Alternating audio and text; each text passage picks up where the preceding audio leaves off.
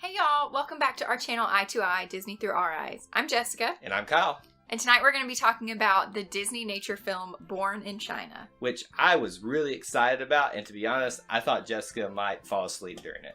It was not boring. It was a good thing it was a short movie though. But it was a really good documentary, and we're going to give you our thoughts on it next.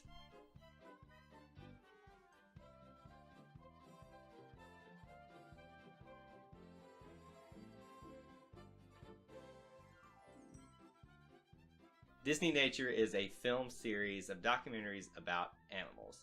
And Disney, over the past few years, has done animals really well, especially with the inclusion of Animal Kingdom and several other of these movies that they put out, such as ones about chimpanzees and bears. However, with Born in China, they have gone a little bit broader and included several different animals, and not the least of which is the giant panda. Of course, they had to include the panda. I mean, I think when everybody thinks of China, they think pandas when they think of animals. Yeah. So it was marketed well with the posters and the previews, I guess, that we saw during Beauty and the Beast for pandas to be one of the center folds. Yeah, and I guess that's where we kind of got the idea to review this movie, is because we saw it at Beauty and the Beast. So it all comes full circle, the circle of life. Anyway. We'll talk more about the circle of life in just a second, because that is definitely a theme in this movie. But what we really want to talk about is the main animals that they showcase in this. And there are about 5 of them that they say are the main species that they want to talk about in this movie. However, they really only cover 4, and they really only cover in great detail 3 of them. One of them is the giant panda.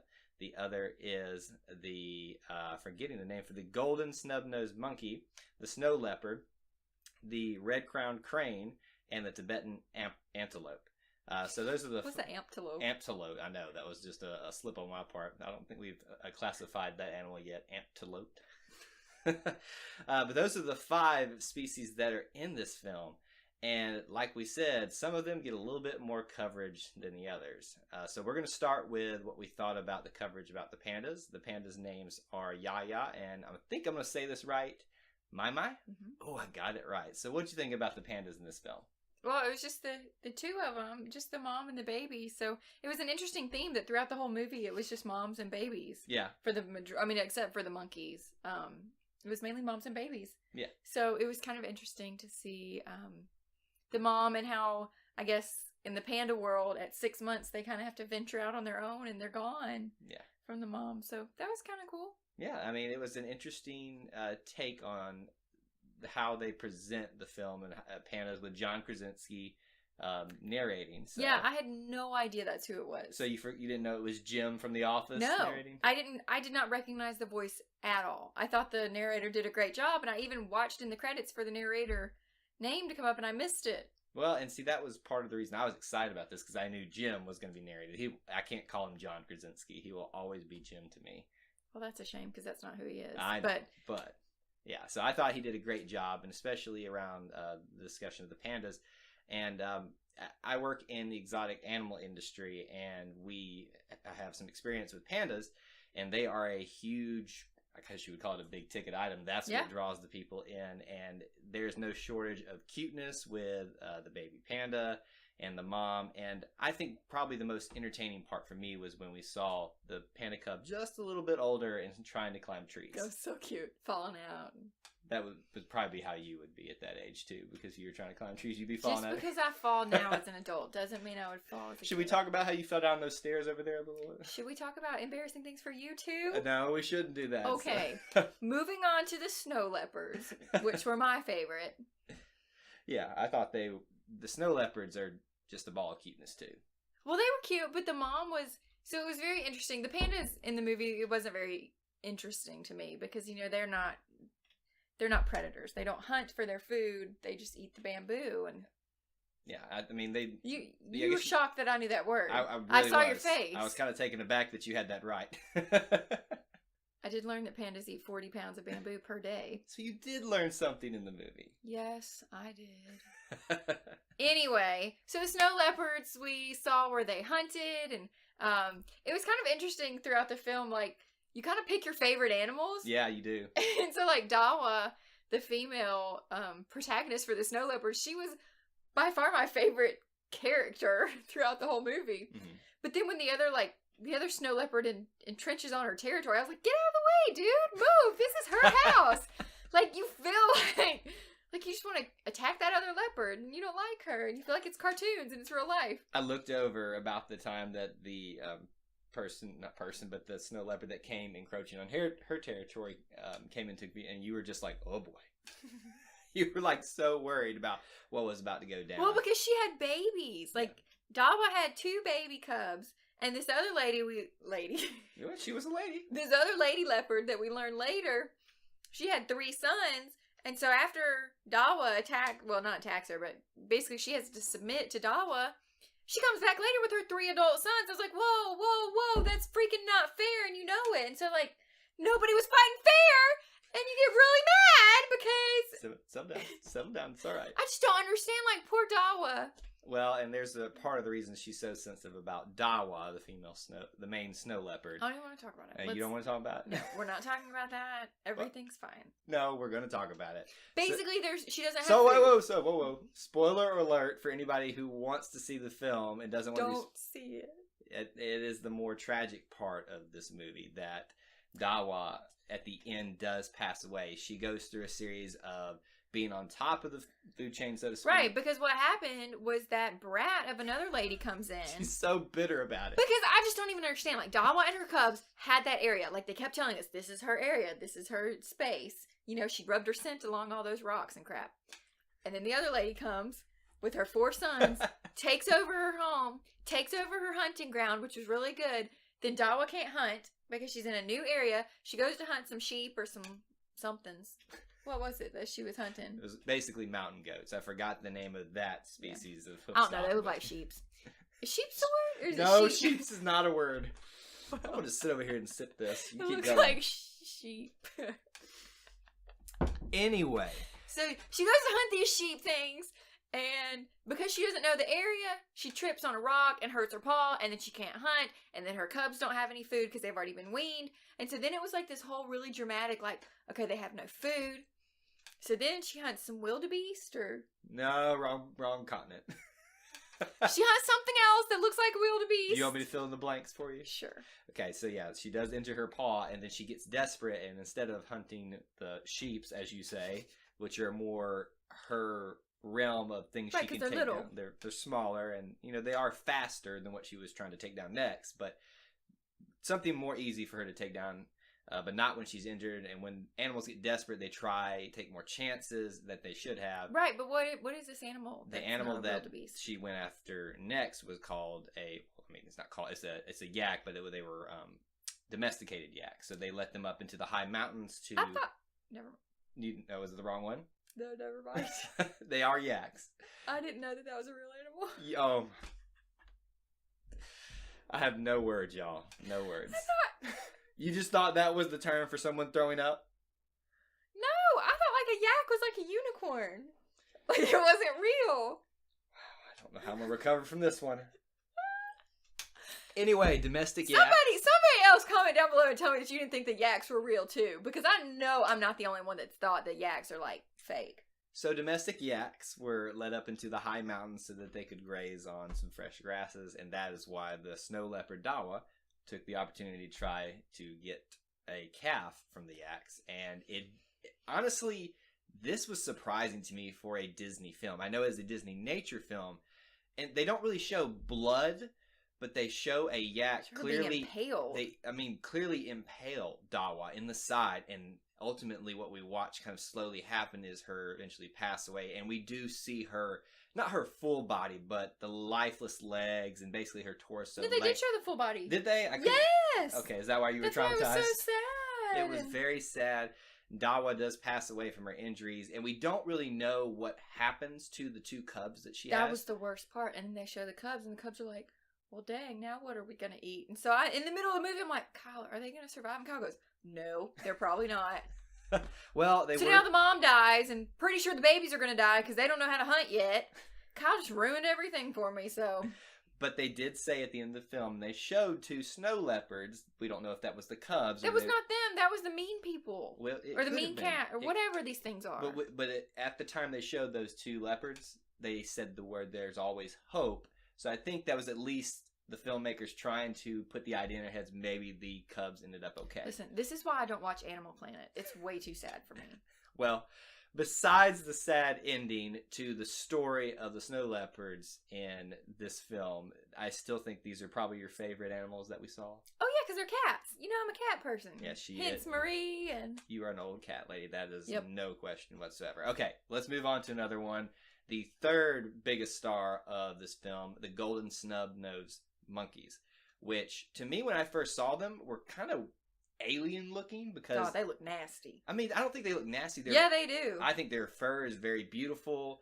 But their face, their nose, and just real tall. Well, it is a very interesting looking nose. It's a distinct nose. It is. And especially when they get angry and they show their fangs and their mouth is wide open. It's a very nightmarish like looking... those- Yeah. Yeah, like their lips look like cheeks, and they're just fat and like purple on some and blue on other people, and then or on monkeys and then white. And I don't think you made a sentence there.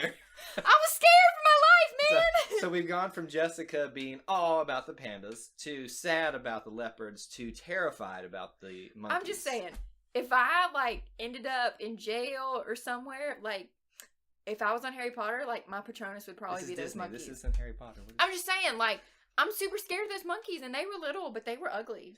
Regardless of how scary they were, I really thought these guys stole the show in terms of entertainment value. Can we at least say For that? sure. Yes, because they are not only very acrobatic, they had some very entertaining things they do. They would do They flips. fights. They fights. They fights. Yeah. They fight. Oh, this a is lot. why we can't film so late at night. So with the monkeys, they do set up a really good story and a lesson for kids and families as well about Tao Tao, the main protagonist, who is the younger male monkey there that we kind of follow. Him wanting to set off on his own. He's feeling neglected by his family because they have a new baby. It's they call her his little sister. I don't even think He is his sister. Well, I mean- she is the sister. What- Shh! Don't ruin it. Yeah, I know. Okay. It's the sister. But yes, so he goes off and joins a bachelor group and then is welcomed back, like we said, into the family at the end because it's cold and he's realized that he still needs his family, even and if it he was is... healing.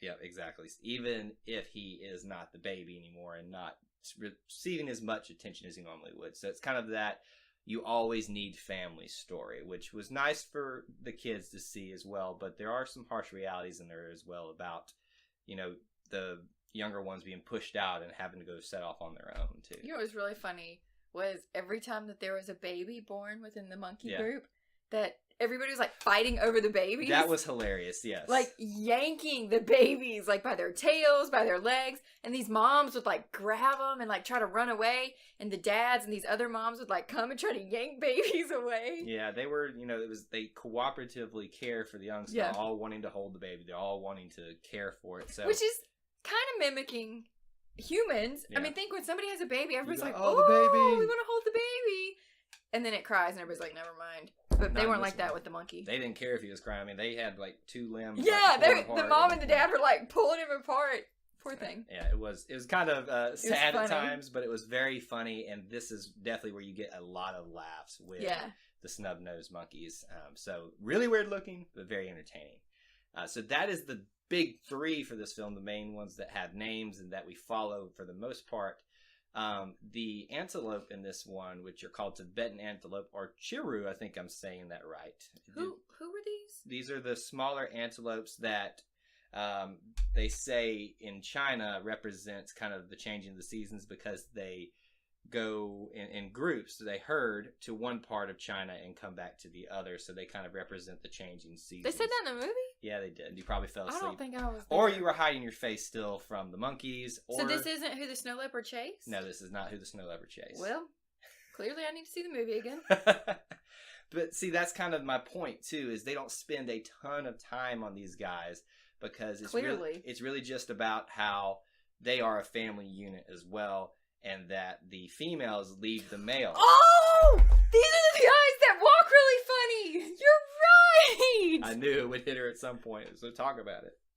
So yeah, because it said something happens and they go off, and the males haven't seen the females for like what, a year, Something like that. and then they learned how to like they got real strong, and so this like male comes and he's trying to find a mate, and he's like prancing around like, "Ooh, look what I can do," And then he sees that the prance wolf. scene was pretty funny. That was hysterical. And then he sees the wolf, and he's like, "Ooh, let me protect my women. Let me scare off this wolf."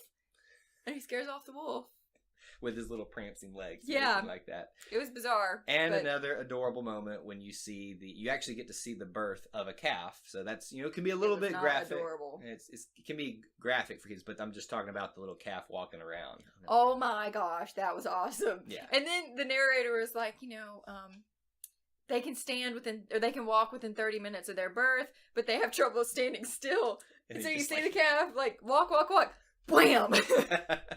Yeah, a lot of laughs in this, and it really... It was a great movie, It does. It comes at the expense of a lot of the babies being clumsy and obviously not having their wits about them. It was a definite, like, family-oriented movie, and I don't mean, like, human families, but animal families. Like, it really painted a good picture of... Yeah.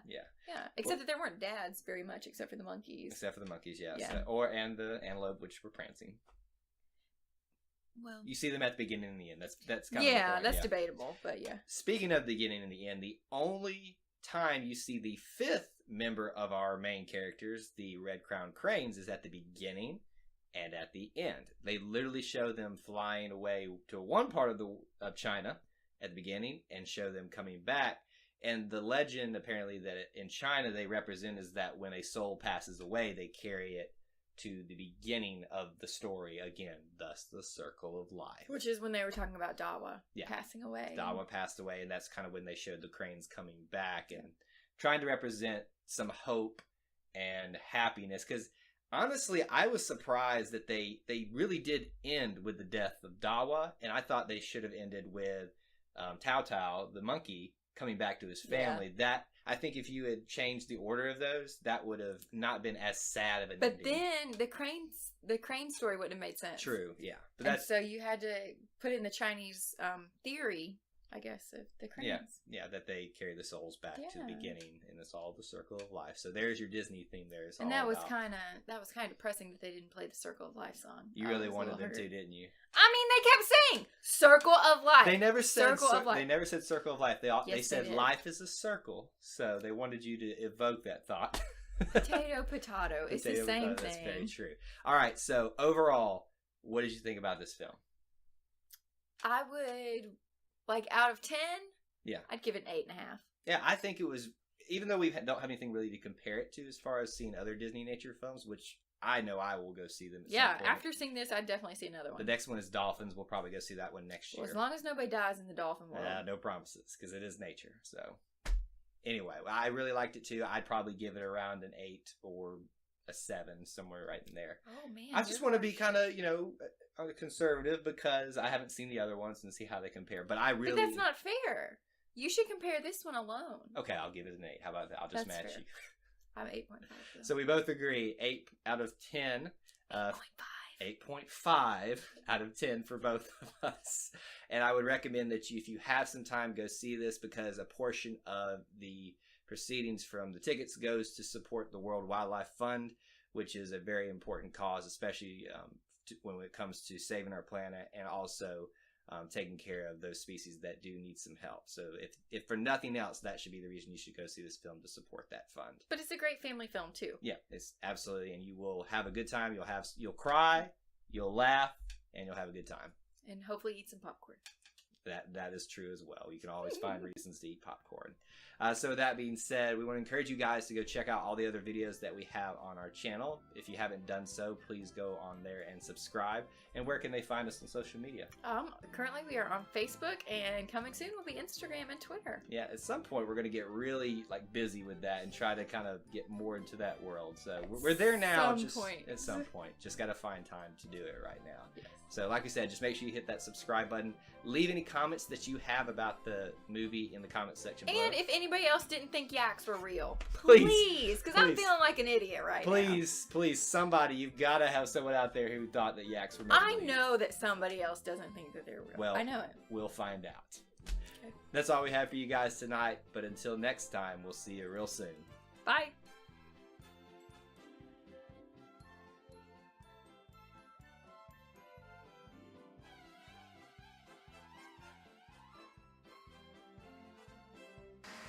Wait.